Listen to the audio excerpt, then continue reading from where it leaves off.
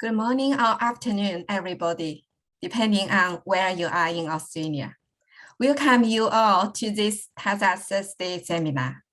Today's seminar is on what is a sociologist anyway. My name is Defeng. I'm a member of TASA Postgraduate Sub-Committee. Today, I would co-host this seminar with Laura Simpson Reeves, who is also from TASA Postgraduate Sub-Committee. Before we start, I would like to acknowledge the traditional custodians of country throughout Australia and their connections to land, sea, and community. We pay our respect to their elders past and present, and extend that respect to all Aboriginal and Torres Strait Islander peoples today. Today, I'm talking to you from the land of Blue-Run and Wurundjeri peoples in Melbourne. We will have a panel discussion followed by an open Q&A.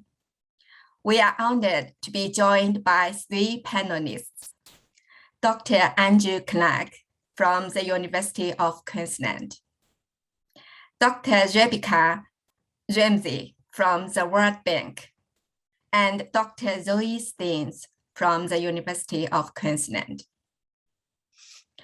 This event will be recorded and put on YouTube. If you have any questions as we are going along, please write them in the chat. We may address them during the panel discussion or in the Q&A. When we get to Q&A, you can pop on video, unmute, and ask your questions if you like.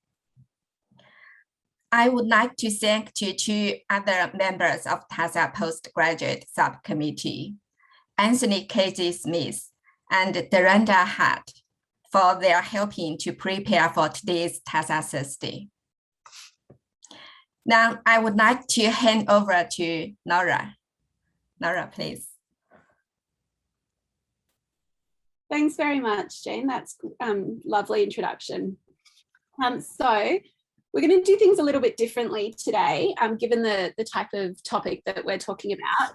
So rather than as the facilitator introducing our panelists, they will introduce themselves and give themselves a bit, give a bit of a background about what they studied, where they're from, and how they got to where they are today.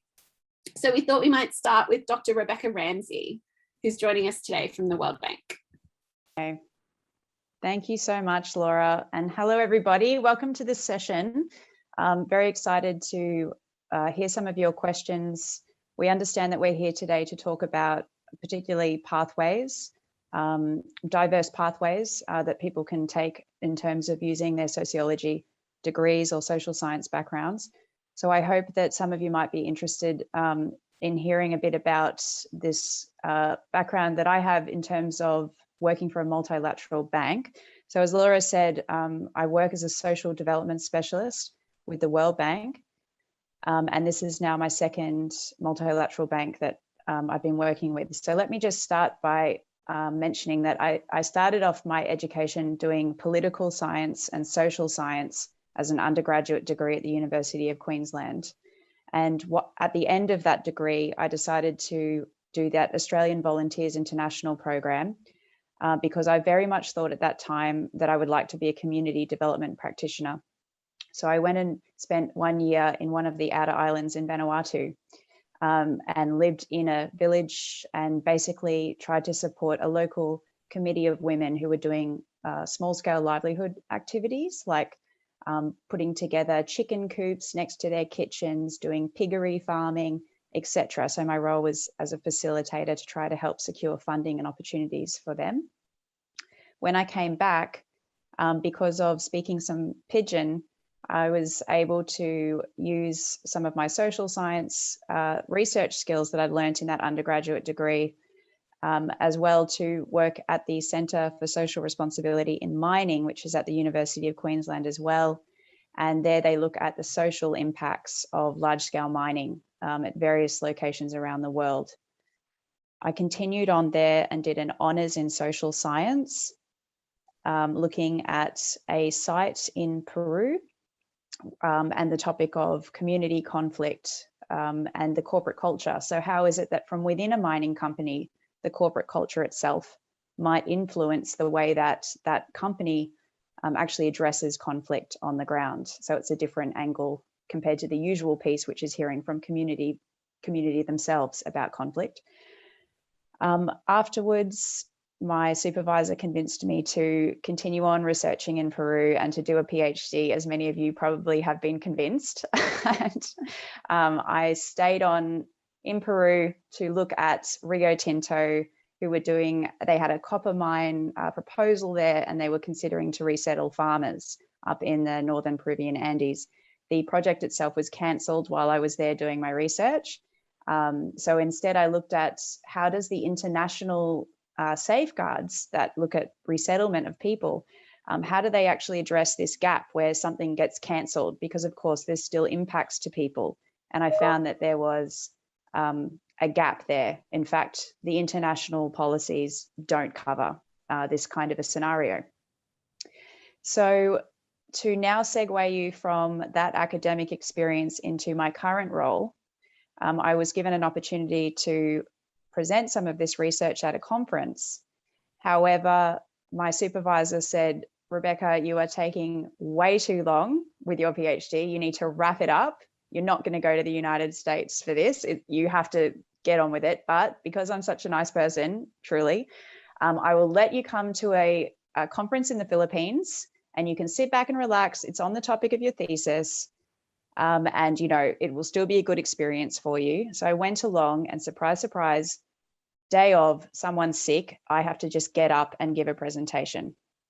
So it was a nerve-wracking experience, but because I was incredibly candid, because I had prepared nothing and just got up and said what I thought, somehow this caught the attention of some staff from the Asian Development Bank who are based in the Philippines, and they had approached me afterwards and said, look, we're interested in people like you because you've got this academic background, but you also understand the practicalities of resettlement and displacement. And so I ended up doing an internship with the Asian Development Bank at 33 years old, which felt kind of embarrassing, but turns out I got a job out of the gig.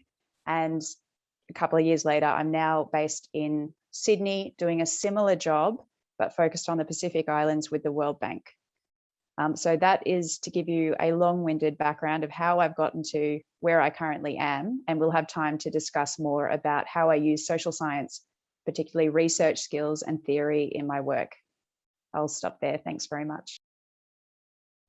Great, thanks, Beck. And thanks for being honest about how old you were when you do an internship, because it often gets assumed, right, in a lot of these things that people are kind of go straight through and they're quite young. And some of us might be approaching 40 and still studying and doing internships. So it's nice for that to be recognised, I think, as well. So thanks so much for that. We might switch now to Dr Andrew Clarke and give a bit of your background. Okay, thanks everyone, and thanks to the team for inviting me to speak at this event. I think I'm here to represent the sort of more traditional sociological academic path. I've had a very sociological trajectory. I did an undergraduate degree in sociology, honours in sociology, PhD in sociology, and am now working as a sociologist. But I guess, so I'm going to tell you a little bit about my journey, but I thought that I'd set it up with a bit of a frame, and that frame being that I guess what I've learned through my career trajectory, and that is really that despite my seemingly rigid and kind of banal path, that what I've learned is the importance of being flexible. And also keeping an open mind. So I think that as I tell my story, I think they're the kind of points I want to emphasize. So I did my undergrad degree at UQ. As I was going through, I very much was drawn to theoretical kind of issues. I did a minor in philosophy. I loved theoretical sociology. I liked all the methodological debates, all of that kind of stuff. Being more theoretical, I was probably more drawn towards qualitative research, but I sort of had this sort of suspicion that, you know, to make it in this kind of career, which didn't seem entirely practical, that I'd sort of have to eat my vegetables. And I did a lot of quantitative courses as well.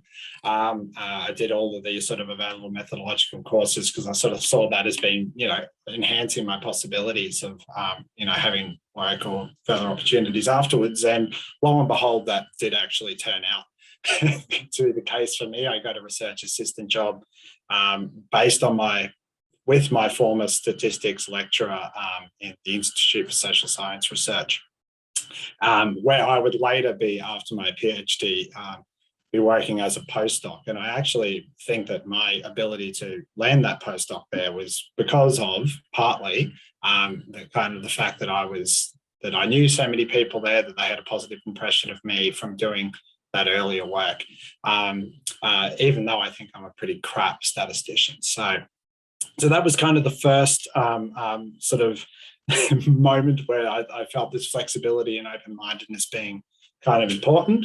I did my honours in sociology, focusing on sort of theoretical. I guess I was driven by theoretical issues, but I got really into the sociology of the body and health and illness, and I actually did my honours on weight loss dieting and the internet through a kind of Foucauldian lens, which is something that I then subsequently never looked at again. I then went on to do a PhD looking at urban governance and the role of public sector reform, sort of neoliberalized public sector reform on urban governance. And when I finished that, I started working as a postdoc doing research on homelessness, housing, and housing-related poverty.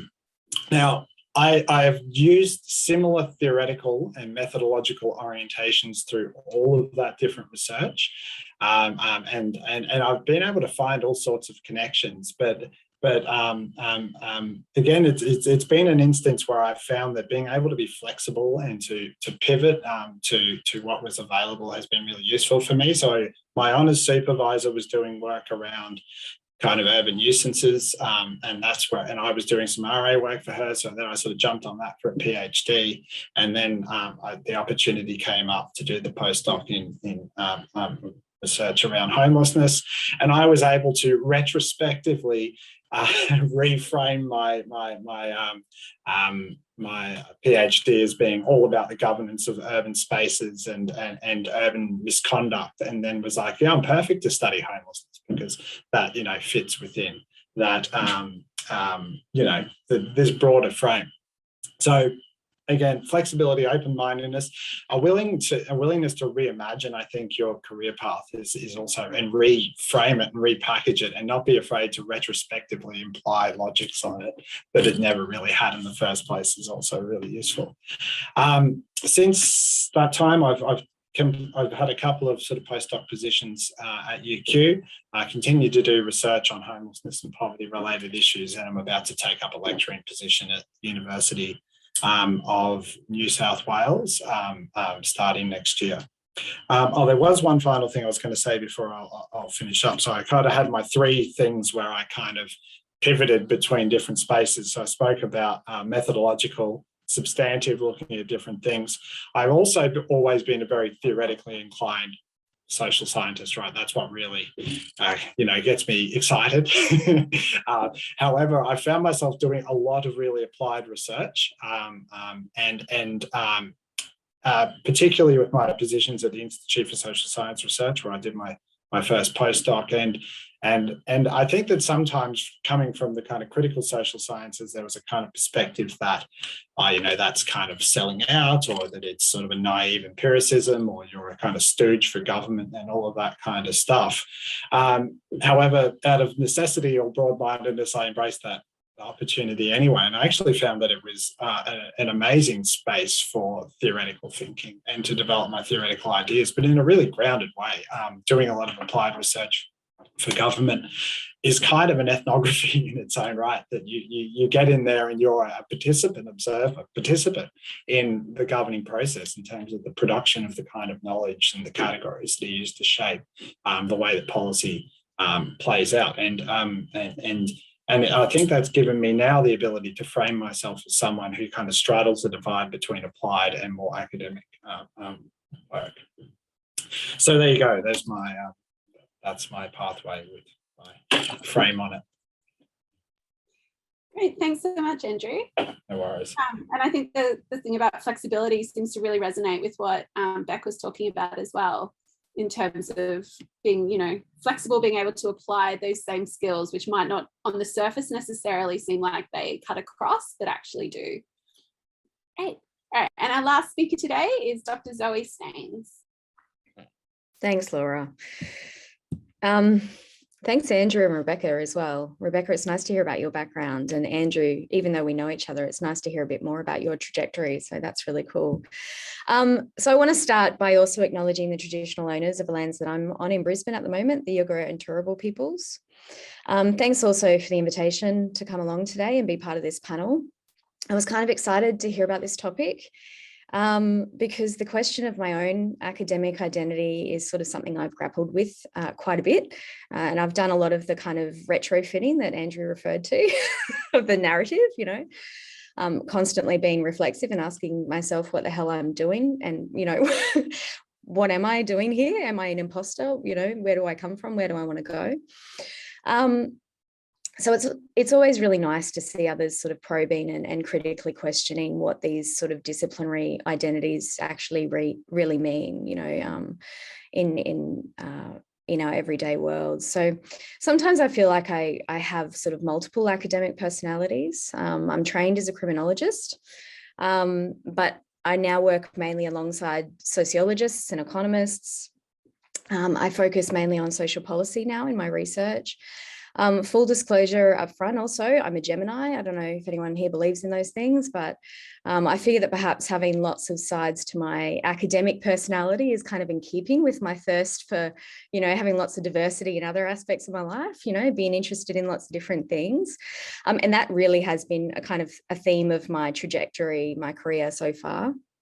My short career so far. So the first degree that I ever started was actually a visual arts degree, for instance, in creative industries, which I did only about a year of, and I became one of those students that was a bit disenchanted and dropped out. Just wasn't for me. So I switched to a Bachelor of Justice in criminology because I was particularly interested at that time in the sort of injustices that I saw occurring around me in the early 2000s.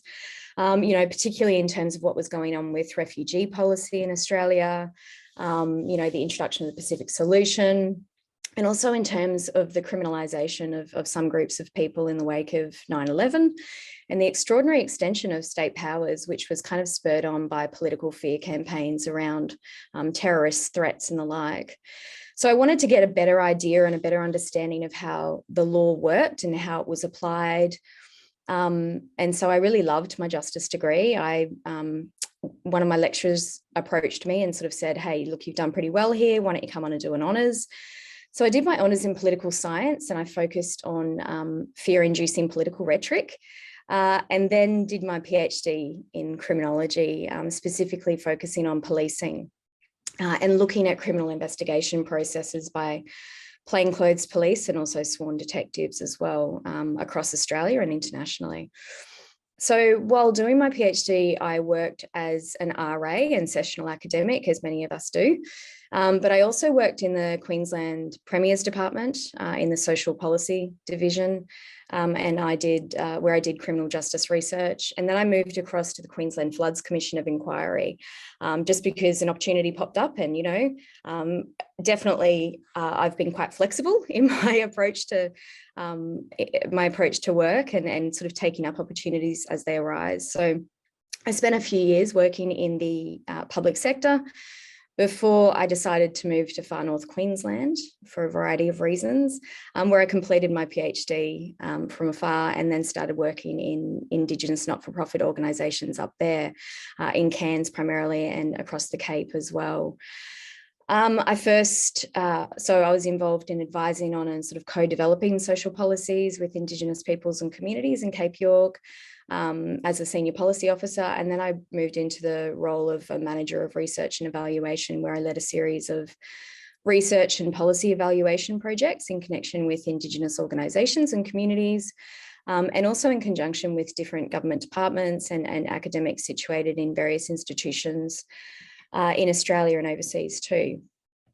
So a few years later, I then eventually moved back down to Brizzy and had my daughter, gave birth to my daughter in late 2016. I continued to do research consultancy work because I needed the bloody money. I didn't have any paid maternity leave because I was working for a charity.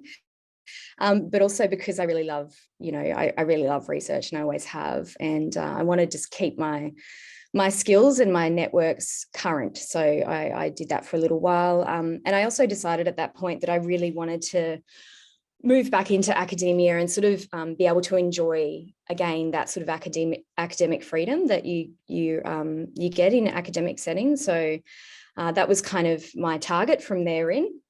But after lots of failed job applications as a 34-year-old, while trying to get my publications up by sort of writing articles at night and on the weekends when my daughter was asleep, I was finally able to kind of move back into academia in December 2018 as a research fellow here at UQ, where I still am at the School of Social Science. So I recently managed to secure a DECRA. So I'm currently working on that project, which looks at social policy in remote Australia. And true to my roots, though, I'm still, I still enjoy having lots of different projects ongoing at the same time. And these span different disciplines. So I'm continuing to build on a project that I've been working with a colleague at QUT on for a couple of years. It looks at crime and justice practices in the Torres Straits. And we're sort of extending that to consider how island spaces and places can be theorised in criminology. And we're writing a book on that at the moment. But I'm also working with researchers down at ANU to build on my DECRA stuff, and also moving into the beginning phases of a new project with some colleagues at ANU and hopefully the Human Rights Commission as well. So I like to kind of keep busy across different things, working across social policy, criminology, sociology, and a bunch of other disciplines as well. And I also have one course load here at School of Social Science. So I teach into an Intro to Social Science course. So that's kind of me in a nutshell. I think I just will wrap up very quickly, because I think I'm probably blathering on for a bit long, by saying that, way back at the start of my sort of academic career, I suppose, when I was finishing up my PhD, although then I took a big sidestep for a few years, I kept on being told by lots of senior academics that I needed to sort of go deep rather than broad, and many of us might have heard that before, that academics really need a very kind of niche area of expertise, likely within one specific disciplinary area, and we kind of need to stick to it and really develop a reputation for ourselves as sort of an expert in that area. And, I think that advice is probably right in a way, but I think it's also pretty outdated. And I think we'll talk about this a little bit more during the panel discussion. And it's just not something I've ever been able to bloody stick to either, right? So, it's just not me. I'm a bit of a bowerbird, I do like to draw ideas and perspectives from lots of different disciplines and bodies of literature. And I'm just, not inclined to stick to one thing.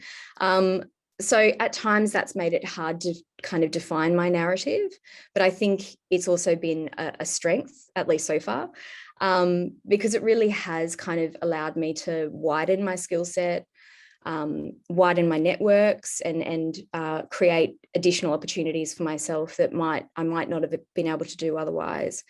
So I think, there's probably no hard and fast rule. It's different for everyone, but I think at the end of the day, just taking an approach that kind of suits us and feeds our passion or passions, as the case may be, is probably the best way to go. But yeah, there'll probably be more time to reflect on these things. So I'm going to leave it at that. Thank you. Thanks, Zoe. And actually that feeds in really well to one of the first questions I have, which is really about that self-identity and that self-label, right? So a lot of us are studying PhDs, we're embedded within universities that despite a lot of discussion, are still very siloed, right? There's still a lot of focus on disciplines. There's still a lot of focus on, you know, being structured in that. So I guess the first question for the panel is really about how do we navigate that? Is that an outdated concept?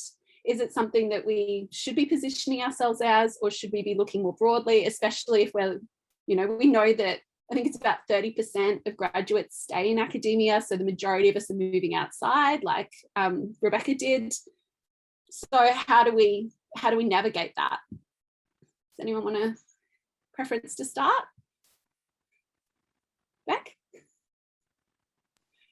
Sure. I'll yeah, look, this is an interesting one because I did have a little think about it and how it applies, like in the perspective of looking at the World Bank. So, I mean, the title of my job is social development specialist, right? That basically encompasses everything. Like, you know, that's gender-based violence, that's Indigenous peoples, that's land use, that's all assessment of any type of social and environmental risk, basically, occupational health and safety, you know. So how like a lot of these large institutions tend to do it is they'll look at different types of sectors. So you could have transport as a sector, urban water as a sector. So basically having a specialization or a niche piece like information and knowledge is very helpful to set yourself up as a specialist later, but it's not really so much about discipline as it is about kind of thematic content. So I'm not sure if that's a very helpful response, but just in terms of the World Bank at least, and, you know, the United Nations and other large institutions like that, they tend to look more at specialization. Like, for example, disaster risk management, that is a specialization that's very popular at the moment. So I'll stop there and hand over to the other panelists to see what they have to say. Sure, I'll jump in a little bit here, just to I guess, because of the contrasting perspectives and positionality that I have to back. Being someone that is very much done the sociology path, you'd be surprised to hear I do identify quite strongly as a sociologist and sort of think that there is certain benefits to that. But in saying that, I do think there is no right or wrong answer here. And that the ability to engage in kind of reflexive self-creation is very important to respond to the situations that you find yourself in and that the world finds itself in, I think is really important. And if identifying as a sociologist and foregrounding certain sociological skills helps you in doing that, then do so. But if it's more advantageous or makes more practical sense or critical sense within the context you're in, to draw on another discipline or even, you know, knowledge that's generated outside of academia, I certainly think that we should do so. But let me tell you quickly why I think that, well, I guess I identify as a sociologist, and I think of sociology in terms of the way it's put by the great feminist sociologist Dorothy Smith, who says that sociology is just generating a systematic consciousness of the social relationships that we or our participants are embedded within, right? And I really like this because it embeds us as a researcher in the world. You know, you sort of start, you know, standpoint theory kind of stuff. You start from a particular standpoint in the world where you are, and what your unique perspective and skill is that you can actually reflect on and objectify and critically analyze the social relationships that are shaping your own or other people's situations. Now, for me, that is not necessarily just an academic skill. I mean, it makes for good academic work, but for Smith, it's really about embedding sociology in the problems that real people, not that academics aren't real people, but people outside of the academy face, and using those skills to unpack why those problems exist. And I think that that's something that, you know, could be applied to a wide range of, you know, virtually any kind of space, because what issue doesn't have social relations as a part of it, right? So I guess that's sort of where I come from at this.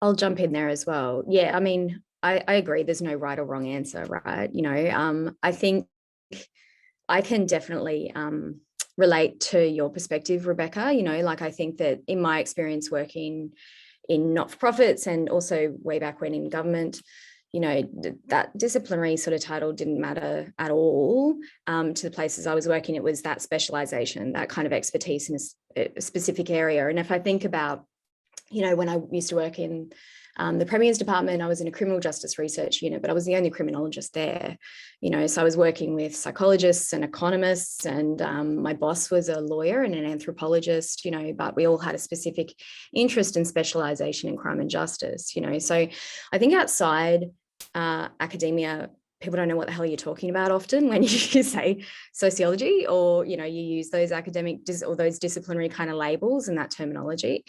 You know, that's, but I think within academia, I think it does still hold a certain value and a certain gravitas. You know, it does kind of do the sort of signaling work that, you know, that is often needed in terms of articulating a narrative of your own skill set and what you can bring to, you know, an academic research position. In terms of my kind of own, the label that I apply to myself, I still think, you know, I find this kind of, I have this weird need to sort of pay homage to my criminology roots. So I still call myself a criminologist, even though I do very little criminology work now compared to the other stuff that I do. But I also don't feel like I can call myself a sociologist, weirdly, you know, because I'm not sociologically trained, and coming into School of Social Science, which has criminology, but, you know, working mainly with sociologists and things like that, I feel like a bit of an imposter if I call myself a sociologist. So, you know, so I think that what I'm trying to say, I suppose, is that those kind of disciplinary labels do still hold merit in academia in particular. They can be helpful. But yeah, I think beyond that, probably they're less so, maybe. Not sure if that answers your question, but. Yeah, no, it does. It sounds like how you label yourself, right? Or how you choose to define yourself really depends on the sector or where it is that you want to go. And kind of thinking about, even if you stay in academia, how you can use those titles, or when you can and can't use those titles, right? Like, when is it appropriate to use them? When is it not appropriate? If you didn't do a Bachelor of Social Science or a PhD in sociology, can you call yourself a sociologist, even if that's what you do for the next 20 years? Because we know lots of people working in sociology come from different backgrounds. And then quite interesting sort of thinking about it outside of academia, where, like, I know personally, if I mention to someone that I'm doing sociology, they don't know what that means. If they're not from sort of the university or higher education sector. So I guess what you were saying earlier, Beck, about focusing in on the sector, or like the more thematic sort of area rather than discipline, seems to be more prominent. Do you draw a lot on those kind of social science theories, though, still in your work? Yeah, absolutely. I was actually just thinking that if ever I do meet someone who's interested in the background, I'll tend to say I'm a social scientist, but not a sociologist. And that is because I have this arbitrary idea in my mind. I'm sure this is not true, but I have this idea that sociologists need to know the ins and outs of, like, the texts of Margaret Mead, but a social scientist basically knows about research. And because I say to people, like, I've got a qualitative research background, you know, and a thematic or a specialization in, you know, the PhD topic. So yeah, somehow I cling to the social science applied skills, which have been incredibly useful and I use every single day in my work. So yeah, just to continue on from your question there, everything I'm doing is around data collection, data analysis. It's around applying some of the theory that we know around, like, participation and inclusion. It's about understanding different demographics, understanding caste systems, understanding age, you know, like all the different types of social categories and how they intersect with each other. So absolutely, the social science background, I've continued to use in every single job that I've had, and especially in this one where we're doing a lot of actual social impact assessment, you know. Okay, I'll stop there. Thanks. And I do hear that the social scientist as a label get used quite a lot for people that don't necessarily come from sociology, but do a lot of sociological research and draw on sociological theories. They seem more comfortable with the social scientist sort of label, which I think is quite interesting as well in itself, like that sort of arbitrary distinction. But we probably don't have Andrew as the best example because he really probably has read Margaret Mead back to front and can quote all of Foucault. But most sociologists can't, I would assume. I don't know, what's your experience, Andrew? Are you unusual? What was that last bit you went? Am I unusual, was it? Are you unusual? Oh, I mean, I think maybe to some extent. Sorry, I think your internet's playing up a bit. I think I'm unusual to some extent, but I mean, you know, to talk like John Howard, sociology is a bit of a broad church, really, isn't it? Like, you know, there's that some of my colleagues are deeply interested, you know, are more interested in theory than I am, and are almost exclusively interested in it, to an extent that I am, you know, that it's a bit of a bridge too far for me. But I also have colleagues that are, you know, trained sociologists that are just completely problems focused, bordering on complete empiricism, right, where it's just about methods and about the study of different topics, and there's very little theory in there. And, you know, I think that you know, sociology began, you know, what sociology is has changed, right? It was, you know, originally the science of the social, like kind of way that, like, you know, biology is the science of life, and was concerned with, you know, developing a sort of basic scientific understanding of this particular object in the world. And that is not, I mean, that was kind of, you know, high point of modernity, and that's kind of what, you know, all scientific disciplines are about, whereas sociology today is sort of one of a plethora of social scientists and other broader human sciences that are trying to get a stake in on particular pressing problems. And that is the way that, you know, academia is going. It's increasingly problem focused rather than disciplinary focused, and that's part of these broader shifts in, you know, society and the way that knowledge kind of functions. So I think that's absolutely necessary for sociologists to pivot towards that in some way. That doesn't mean that, I mean, I think that keeping your theoretical, you know, having those theoretical skills has been an advantage to me, and that doesn't always have to be something that you put explicitly in your work. Like, I've written a lot of reports for government where I won't talk about, you know, the kind of role of neoliberal governmentality and the technologies of government in shaping what they're kind of doing. But those ideas are in the back of my mind. It's shaping the way that I'm making sense of the data and the kind of data that I'm feeding back to, and keeping that kind of critical awareness in the way, in what information I present and how I present it.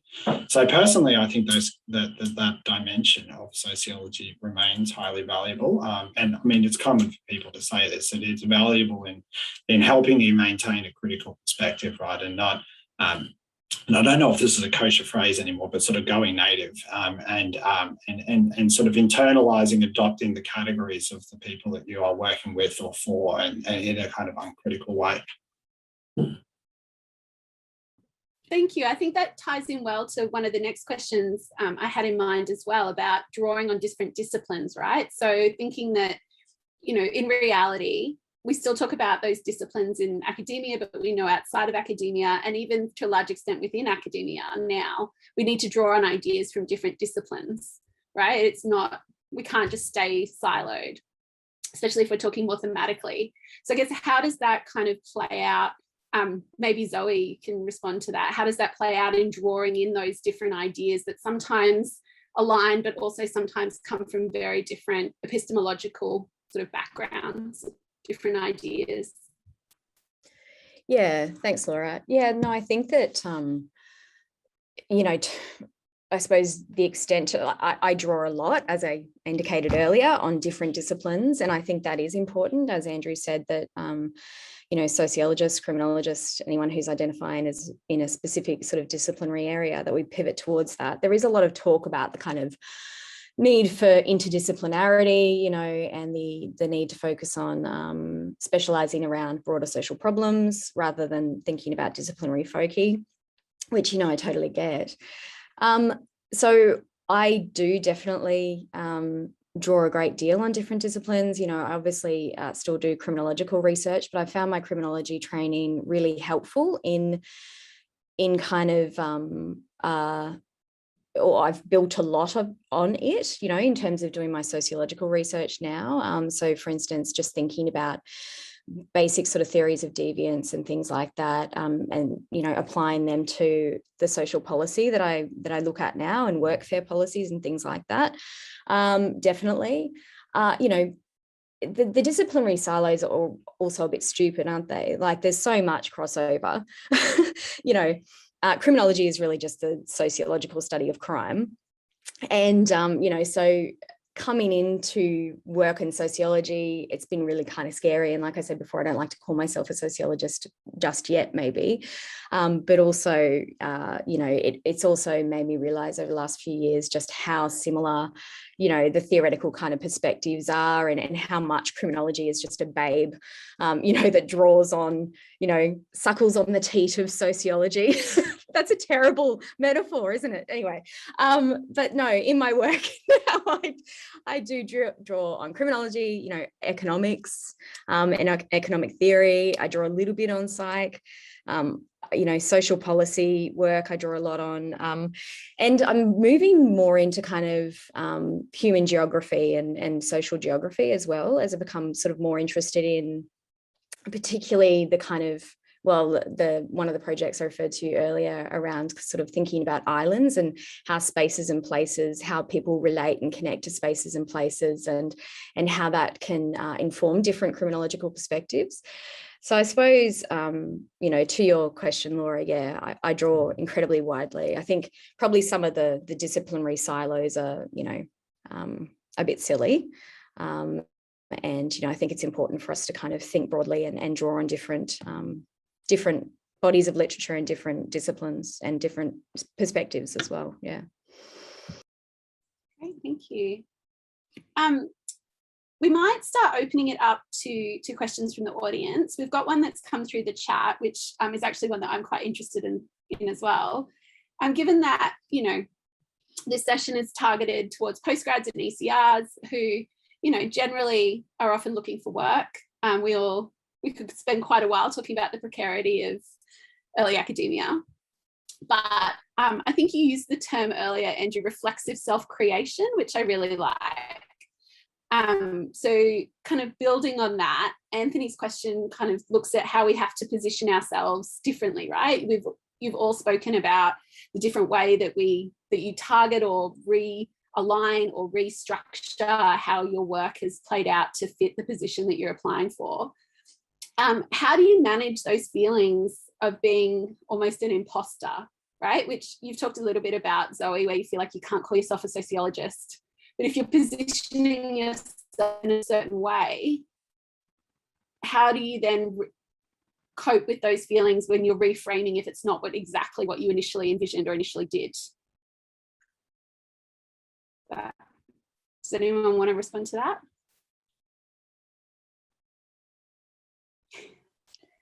I'm happy to quickly say, like, what I would like to tell you is that, you know, I checked in on my self-talk and I worked through it. But the truth is, I've had really amazing mentors and kind of gatekeepers at each stage of the career. And when I've had these questions of confidence and really, can I do this? Or how is this even relevant? You know, especially jumping from academia into a multilateral institution, I was thinking, I don't know anything about this international multilateral policies. Like, I've read about them, I've read all the critiques, but I don't really know how they apply. And I basically had mentors who said, yes, you can do this. Look at those skills you have. Look at those analysis skills you have. You can apply that there, you know, and they've talked me through it. So for me, it has really been a case of forming those relationships with people who have, you know, basically been able to translate for me how it is that my skills will apply, and given me the confidence to just go for it. And then also being a bit bold to just get in there and own it. That's the other part, of course, fake it till you make it. So really kind of recognizing not necessarily the discipline or even the thematic area, but the skills that you bring and how those can apply across. Yeah, absolutely. And also, if you are an eager, hardworking person who's done reasonably well, I mean, let's face it, you're completing a PhD or you're an early career researcher, you know that you are someone who has something to offer. So I think you do have to back yourself a bit in that respect too.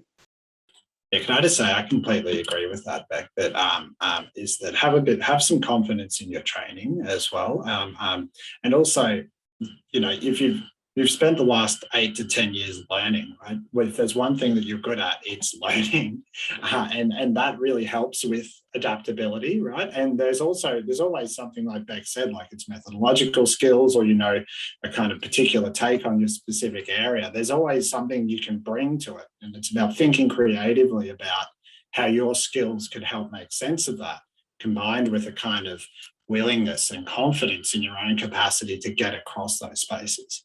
I mean, this obviously always has to be tempered with a little bit of honesty about, like, you know, you don't just make shit up about what you can do, because you'll get found out. So you need to be honest about your own limits, but it's how you frame and angle your skills and the limits thereof, and what you have in a capacity to acquire that really matters. So, yeah.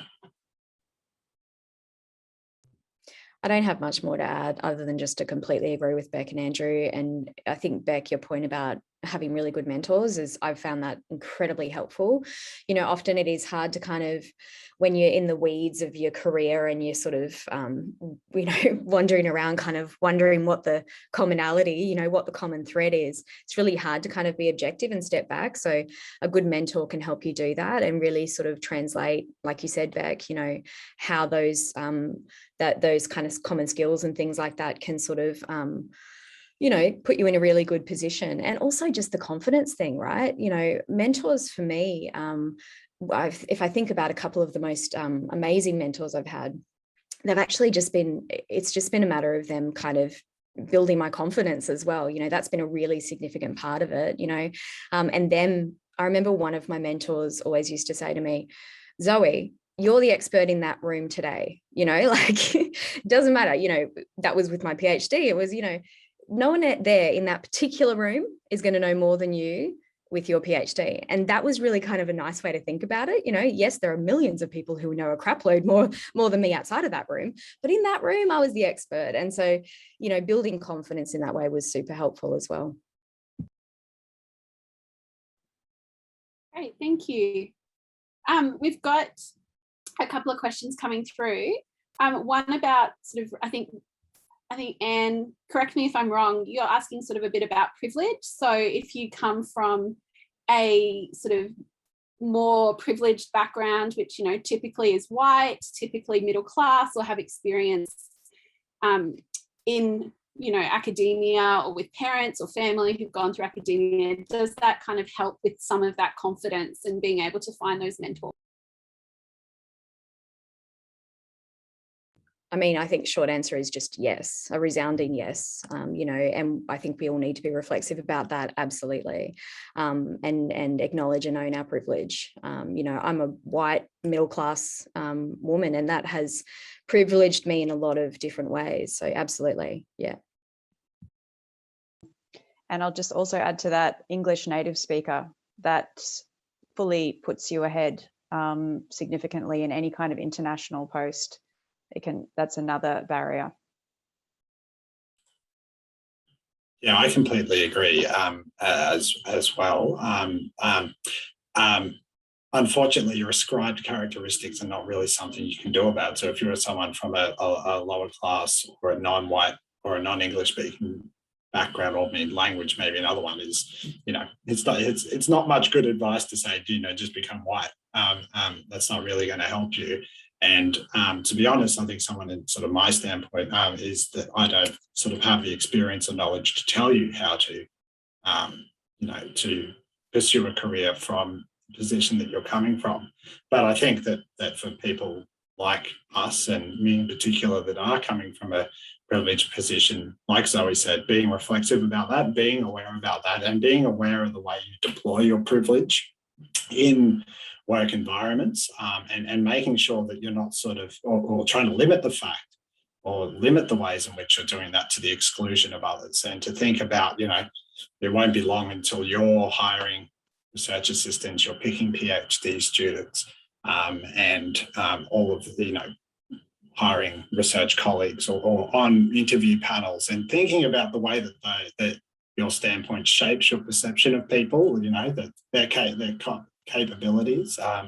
And, you know, these things work under the surface of consciousness. So being aware of that and challenging yourself and thinking, hey, maybe I need to look twice at this person because it could be by particular biases. That would be, I guess, the kind of advice that I could, or the kind of perspective I could provide on that.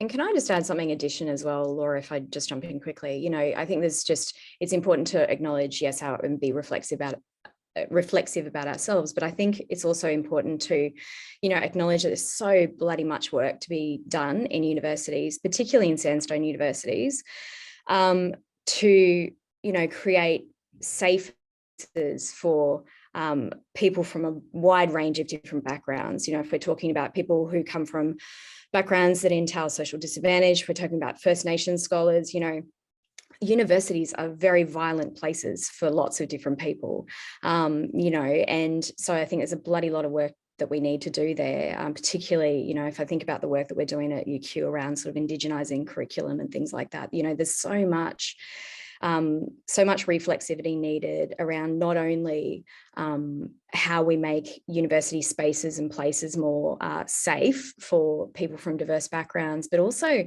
you know, acknowledging the fact that sociology itself is bloody white, you know, and it ascribes white kind of ontology and epistemology, you know, like there's so much kind of decolonizing work that needs to be done just in understanding what sociology is and how it sort of perpetuates that sort of privilege as well. So yeah, just to add to what was already said. Yeah, and somebody else also mentioned issues around sort of ableism and disability access, and you know, there's a lot of factors that come into play. Someone else has also mentioned about challenges that international students might also face. So it sounds like a lot of the flexibility and adaptability is linked to networks and being able to access good mentors, which international students who might, you know, have just come into the country or particularly at the moment might not be able to come into the country and are therefore studying remotely. So I guess, do you have any suggestions for ways that people can help to build some of those networks, sort of practical suggestions for building those networks or finding those mentors to be able to help build that flexibility and ability to restructure or recreate your narrative? Well, I guess I'll just offer one of my main mentors is a very senior Sri Lankan academic who I basically stalked after my PhD because I had read so much of his work. I tried to add him on LinkedIn. I tried to email him. And then finally, somehow he was working at the Asian Development Bank. And someone said, yeah, that's his room right there. So I was knocking on his door.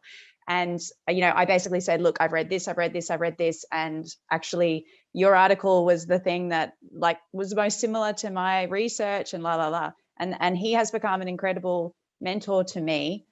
And so it's through that common interest that I've made that connection. It's not through some sort of network or prior knowledge. It's through actually coming across his research and then creating a relationship with him where I can share things I've written. He shares things with me that he's written, you know, and he'll often give me advice, etc. So just from my own personal experience, reaching out to people who are doing work that you are interested in and just seeing if you can form a connection. And you won't form a connection with most of those people, I'm sure, but there may be some that you do connect with.